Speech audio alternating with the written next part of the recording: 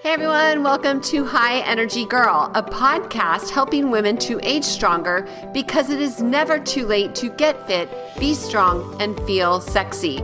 I'm your host, Tracy Gluhige, health coach and personal trainer and founder of HighEnergyGirl.com. Each week, we will either have a guest interview, which will provide you encouragement or an actionable tip to help you age stronger, or I will do a solo episode. Please also join our awesome Facebook group called High Energy Girls, and I'm looking forward to see you on the inside of that group and hope you enjoy today's show. Create Whole Body Wellness, a powerful new advancement in energy medicine. Increase your energy, empower your life. I am super excited to announce that I am now a bioenergetics practitioner. And many people are like, well, what is bioenergetics? So imagine that our body is controlled by our energy field, and these fields get distortions and blockages, which create physical and emotional symptoms. So how do we get energy blockages? From stress, toxins, EMFs, emotional traumas, physical scars, and physical traumas. All you need to do is decode the human body field to get to the root cause and restore your energy for life. For more information, head on over to the blog at highenergygirl.com/bioenergetics with an X. That's BIOENERGETIX, and heal your energy for life. Hey everyone, welcome to another episode of High Energy Girl. And today's guest is me. Yep, you guys got me today. I really want to share an important story with you and tell you a little bit about what's going on over here. So, as many of you probably know, I lost my dad last year to cancer, and my mom was diagnosed, I'm going to guess maybe 6 years ago, with early onset Alzheimer's, dementia. I'm not really exactly sure what it was, but somewhere along those lines. And she's going downhill. She forgets a lot of stuff. Like, she forgets that her mother passed away, and that was 14 years ago. She forgets her and my stepdad live in like a community, like a senior community, assisted living. Yeah, that's what it is. So they live in this place, and she keeps thinking that she just moved there and I've never been there, even though I moved her in.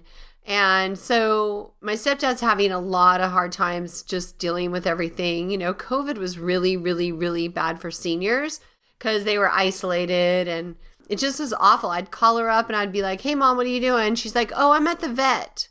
I'm like, why are you at the vet? Because she had to give away her dog to move into this place. So that was another heartbreaker. And anyway, it turned out she was just watching this country vet on TV. And then one day she told me she was at the airport because she saw an airplane on TV. Well, since then, they have been allowed to go and, be in the dining room. And I've been able to come and get her and take her places and go visit her and stuff. So she's doing better. But long story short is my stepsister, who is a social worker, she's like, we need to start looking into memory care. And she's not a flight risk or anything. And, she just forgets little things like that. But I don't see why we need memory care already. But maybe we're just looking for the future. Years ago, when my mom was first diagnosed, I was looking for nutritional approaches to help her, and I found the ketogenic diet. I did reading. I read the Alzheimer's Antidote. I saw Dr. Mary Newport's work. I read some stuff from Maria Emmerich, and I just kind of went down that road, and I never would have believed in this at the time because I was a long-distance runner, and I thought, oh, I need carbs for fuel. And since then, I've adopted that lifestyle mostly, like large majority of my life, I eat that way, probably 95% at least. And anyways, I try to get her to do that as well. And she did okay at the beginning. I would take her to Trader Joe's, plan her meals. We hired somebody to come and prepare meals a couple times a week, and I'd give her like recipes, and she was doing okay, and then she started wanting to eat crap again, like sweets and sugar and all that. So Alzheimer's is considered type 3 diabetes to some. A lot of the research I've read has indicated that belief. Amy Berger's Alzheimer's Antidote says that for sure. And Dr. Mary Newport's work really shows that having a ketogenic diet and exogenous ketones helps with performance, with bringing back their cognitive decline. Okay. You can do your own research, believe what you want, but that's just what I have learned and I believe. So I also was looking at ways to help her be more like with it. Okay. So to prevent this cognitive decline that we knew was happening because she was not going to change her diet for sure. I signed her up for the gym, for the YMCA. And I even helped her plan out her exercises. And my stepdad said he would take her. And so she had this year membership. She never, ever, ever went. Okay. I thought it would be good for her to get outside the house. This was before they moved. And, you know, she's lonely. Like she took care of my brother who had a brain injury. And she was his caregiver for 20 years, which really did not help the situation at all. So anyways, just wasn't a good student. She was definitely not a good client for me. And she resented my input. So I just had to back off and stop. And so what I want to tell you is so many people come to me because they want to lose weight.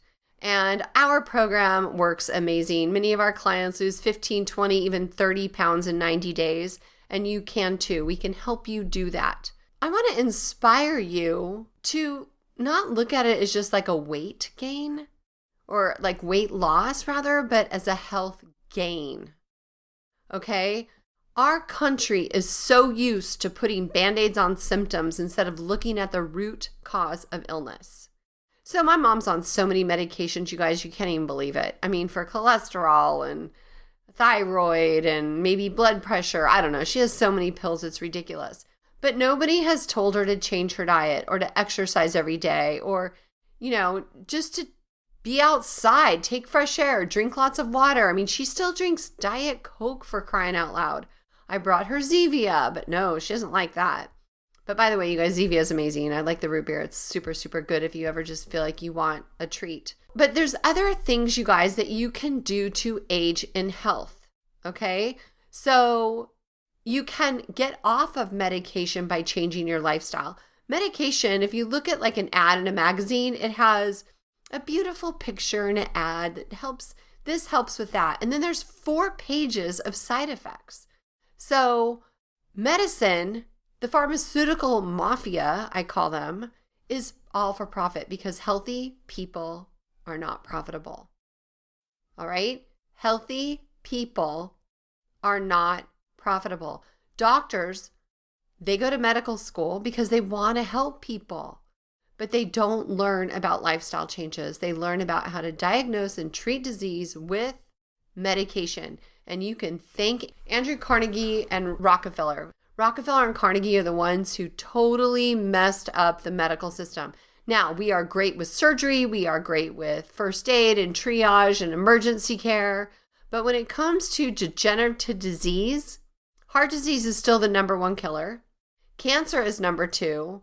And I can't remember the other order of stuff, but I want to say a while back I heard that if you take the misuse and the side effects with the pills, so pharmaceutical drugs combine the misuse of with the side effects that are dangerous, which we know there's a lot. That's why they take drugs off the market even after they've been FDA approved. So they'll put it on the market, they'll have lots and lots and lots and lots of problems, and then they will take it off.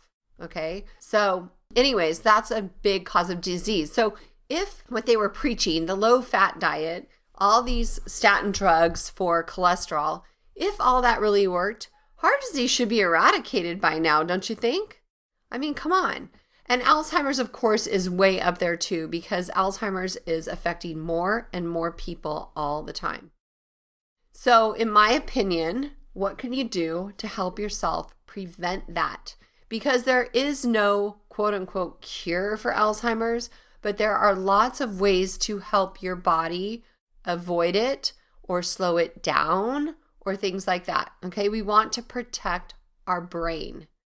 So things like, of course, the obvious, like drugs, smoking, over drinking, all of that is pretty bad for you. Now, we do know that a little bit, moderation of alcohol is okay. Red wine with the polyphenols. And if you like the smart vine wines, theirs are actually healthy for you and they taste good. So they're healthy and safe. But there's other things you can do. And one of the biggest ones, you guys, is being socially active. So my mother-in-law is 87 and she's doing really well. She still drives. She plays bunco and bocce ball and poker, and she goes to this ladies club called Women in Touch. And plus she comes here once a week for dinner. So she's very, very social.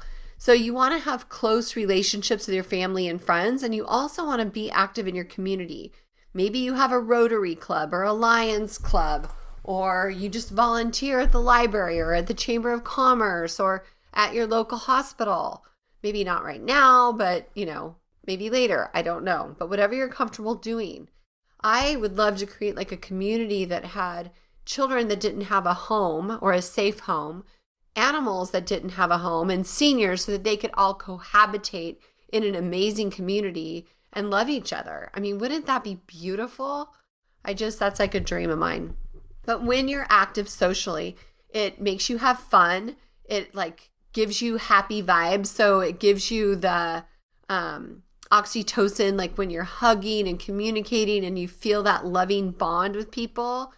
And it just makes you feel good. It decreases your stress.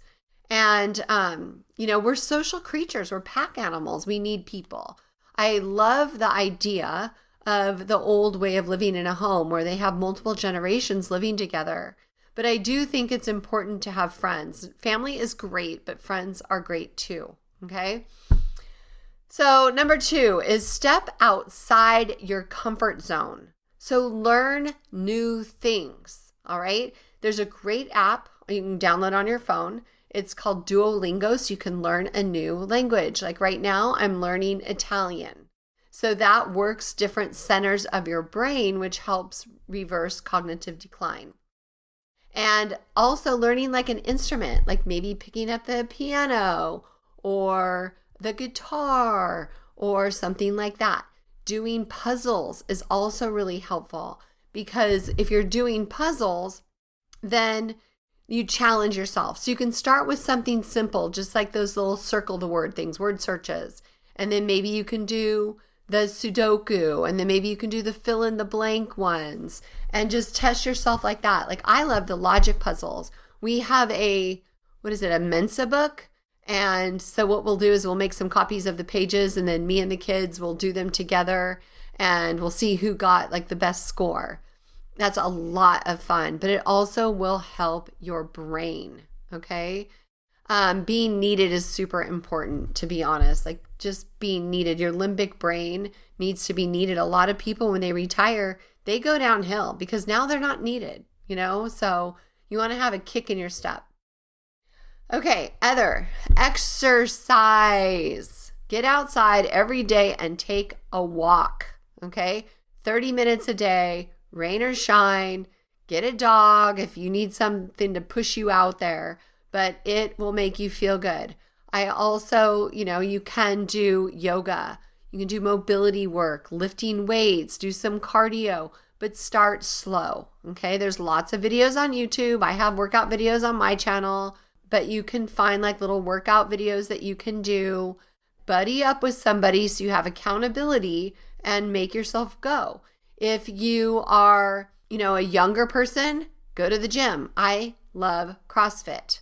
It is super fun because we push each other, we encourage each other, you make new friends, and you work on functional movements, like things that you will actually do in real life. Okay? Like moving multiple body parts at once.